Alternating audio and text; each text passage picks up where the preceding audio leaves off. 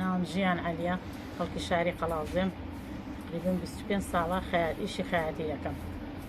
ئێستا لەگەڵ کوڕەکەم کارگەیەکی جلوبەرمان داناوە بە ناوی کارگەی جلوبەری کەمە.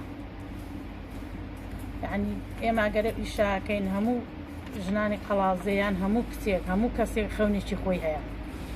هەموو کەس دەتوانێت ئەو خەونەی خۆی بەدیبێنێ ئەگەر هەوڵی بۆ بدات. بە پێویستە خانمان پێش بخۆیان ببەستن و بەهرە و توانەکانی خۆیان لە بەشێکدا بدۆزنەوە بیکەن بە سەرچاوەیەکی باش بۆ ژیانیان. زۆرێک لە خانمەکانمان بەهرە و توانای خۆیان هەیە، بەڵام بۆ ئەوەی کە دەرفەتی کاریان کەمە نەیانتوانیەوە بێنە ناو بواری ئیشکردنەوە، و زۆرێک لە خانمان بۆی ئەوەی کە ڕێگەپێنەدراون لەلایەن خێزانەکانیانەوە. ئەوەش بۆتە هۆیە کە بەهرە توانەکانیان کەمتر بێتەوە و خەڵک کەمتر دەتوانن داناسن. من ناوم رسوڵە، ماوەی 3 ساڵە پەیمانگەیەکە هندی سلێمانی بەشی وەرگێڕانی تەواو کردووە.